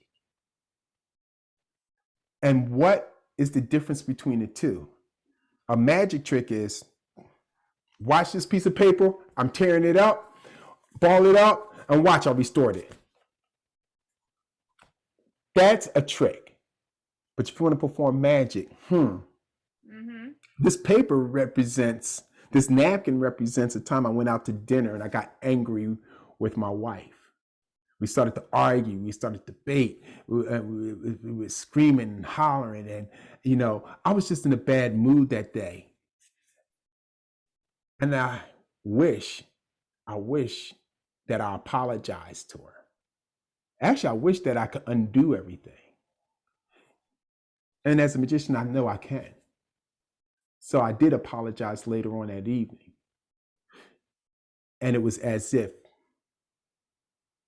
nothing really happened. There you go. So now you have that came off the top of my head. I saw Eric nod his head. He was like, that's a little interesting. That's the effect you want. You want people like, that's nice. That was a metaphor for something. Yeah, the power of an apology. That's, Yes. apologies have power. That's great. So that is it. It's 5:04. Anything else you need me to do? Say I can stick around or what? What? Tell me, boss lady. Well, thank you so much. I mean, first of all, Randy, thank you. That was wonderful. I really appreciate it. And Now, Sarah, you told that to every guest lecture. It's wonderful. It was great. Don't lie to me. Don't lie to me. no, but it's true. You're. It's true. I mean, I haven't had a guest lecturer yet who was a dud, Okay. because I am a discerning selector of guest lecturers. I have excellent but as I always said, you enjoyed it, but it's what everyone else thinks. I saw a lot of people in the gallery who were following along and and learning and involved, and so I have a feeling we're going to see some really cool performances 2 weeks. Yeah, especially Owen. I saw Owen. You cannot hide your facial expressions if you tried, man. You can't. You can't. I was watching you, man. Owen is not a subtle person. No, not as subtle. Not as subtle. But yeah. So I would love to thank you so much. I deeply appreciate your being here today and teaching us. And as always, I learned a lot from you, and I love your perspective on magic and how you think about it and how you teach it. And I would like to open the floor. Is there anything that anybody would like to ask Randy or get his thoughts on? Right, and it doesn't have to be related to today. Yeah. If you have any questions, just ask. I mean, I love that we also talk about kind of the magic community and how to be good members of the magic community. And I mean, all the stuff that we've been doing, any questions about any of the other stuff, Do you have a website? Yes, it's randyshine.com, RANDYSHINE. I am more active on Instagram. So if you're on Instagram, it's ran_magic. If you just look at the lower left hand of my screen, that's my Instagram, Twitter, Facebook, all of that. So you can follow me. And if you don't have any friends, I'll follow you back. There's no need for anyone not to have any friends in this world. Okay. Rand_magic. Yep, you can see it right there on my screen. The lower I left hand. can't see it. You can't?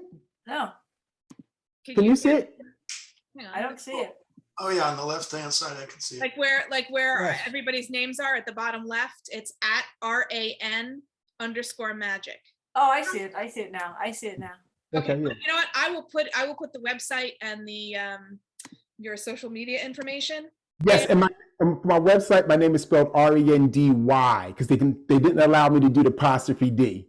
Okay. That's RANDYSHINE.com. I'll put it in the email when I send everybody the Thank you to the video. Mm-hmm. Sure. Any other thoughts? Anything that you'd like to hear Randy's thoughts on? He has lots of thoughts on lots of things. I'll start the room off, because one thing that you said that we do is hang on, I want to get how you put this, that we make the impossible possible.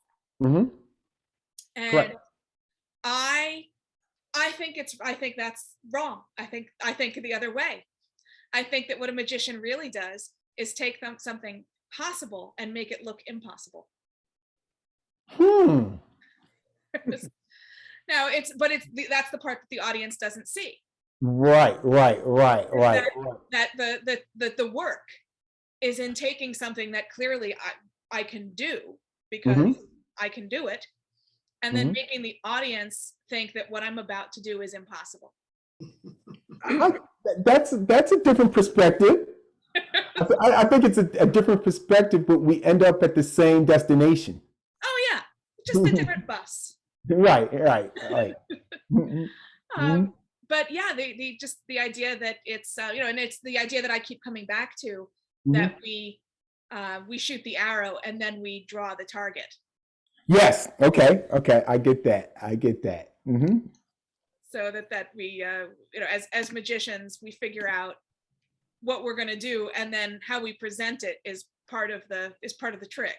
So That is. Henry, yeah, let's spotlight. Randy, do you ever use music in your routines? Yes, I do. Yes, definitely. It adds texture to your routines when you're performing, particularly when you're doing a show. I highly recommend people use music in their show. I know there are people who choose not to, but if you want to look at it from uh, a theatrical perspective, not that you have to do a whole theatrical style show, but what I'm saying that it adds texture. Music can set the mood for a particular effect. Yeah. And So you want that. That's why there's music used in movies. So How are do you you saying pick that your you music? use music? I'm sorry. Go ahead, Henry. No. How do you pick your music to be Now, you know what? That is very difficult to do, to choose the right music for the right effect. And so here's some guidelines that I use. Number one, what type of effect is it? So if it's something that, like if I'm doing a mentalism effect, I want something more serious with this kind of anticipation feel. So I'm going to look for what's the genre of music that I'm looking for, that I'm thinking about. Something you got some deep house music, that genre, but not up tempo, down tempo deep house music or down tempo music. You have this what they call oh my gosh, it escapes me, and I listen to it all the time on YouTube. This kind of fantasy type of music. Now, if I'm doing something mentalism, if I'm doing something upbeat, I may look for, it's called epic music. Go on YouTube, type in epic music. Or I want to, or if I want the audience to feel involved in the music, I will use something, I use hip hop, and I use hip hop instrumentals, okay? Because I don't want to deal with the language.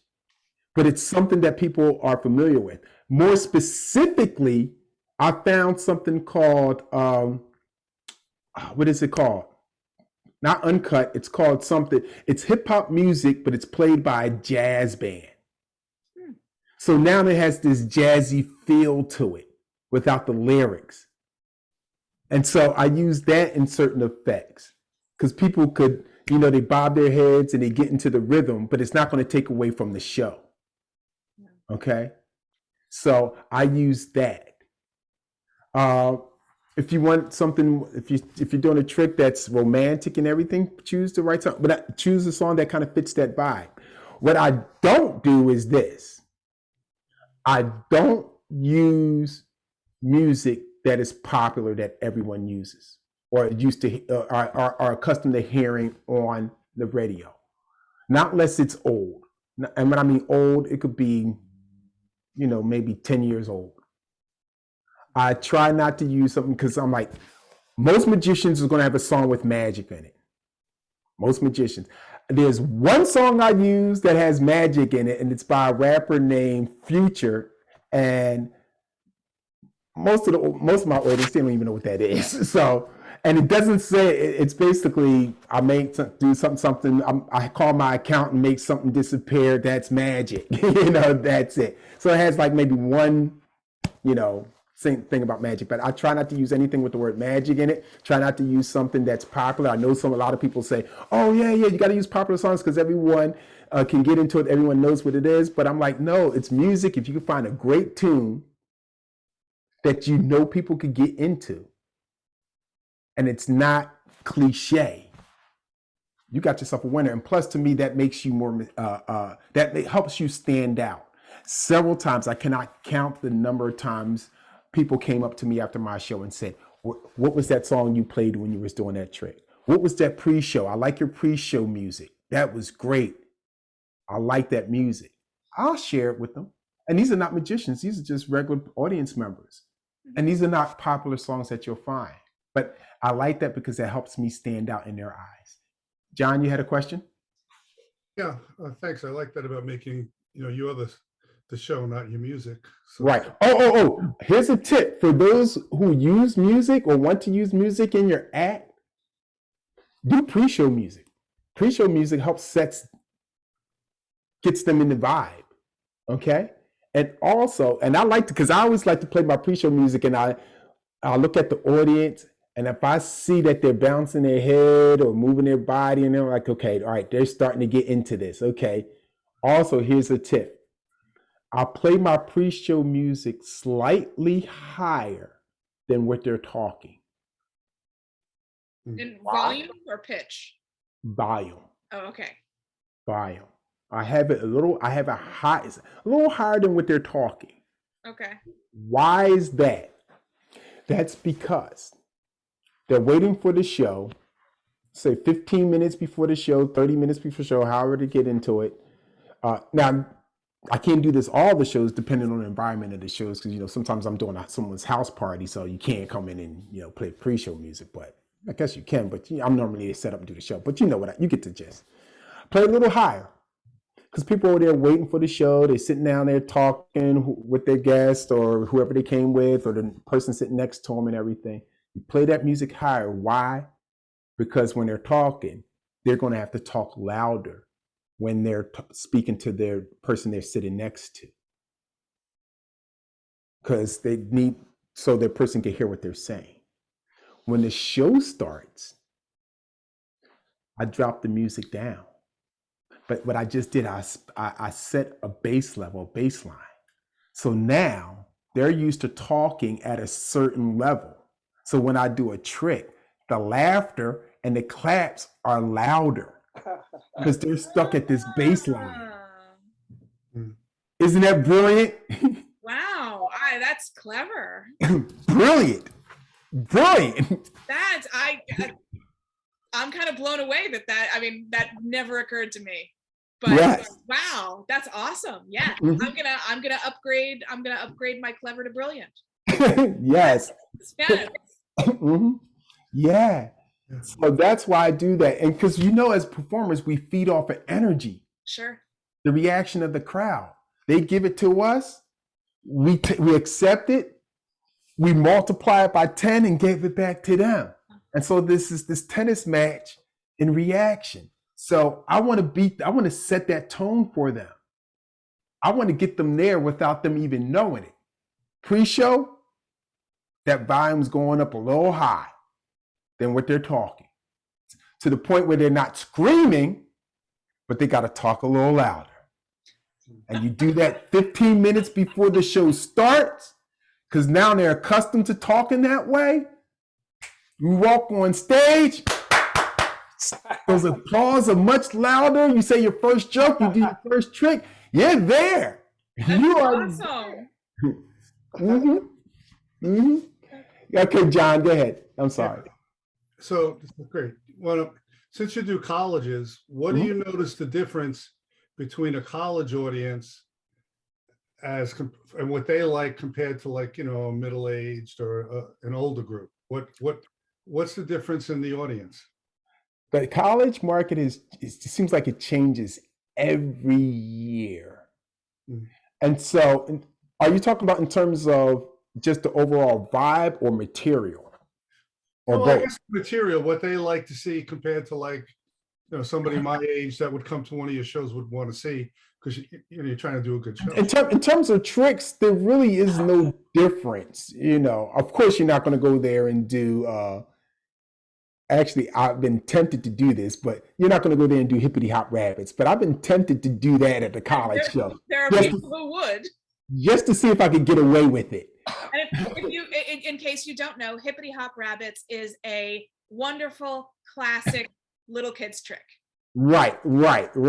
I've been tempted to try this because I've been playing around with a presentation that I think could get away with it. But here's the difference. You're dealing with a young crowd, okay? And so basically the most part is more your presentation, okay? And so if you know some of the popular things that they're into and you can make reference to that without looking like, oh, he's the creepy or older person, it'll work. Little kids. Yes, right. So you just have to have your finger on the pulse on what is popular, what are the trendy things that college students are into.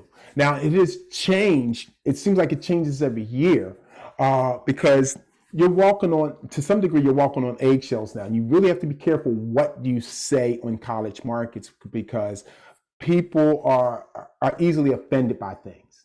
And sometimes, and other times, and this is why a lot of comedians really don't like the college market now.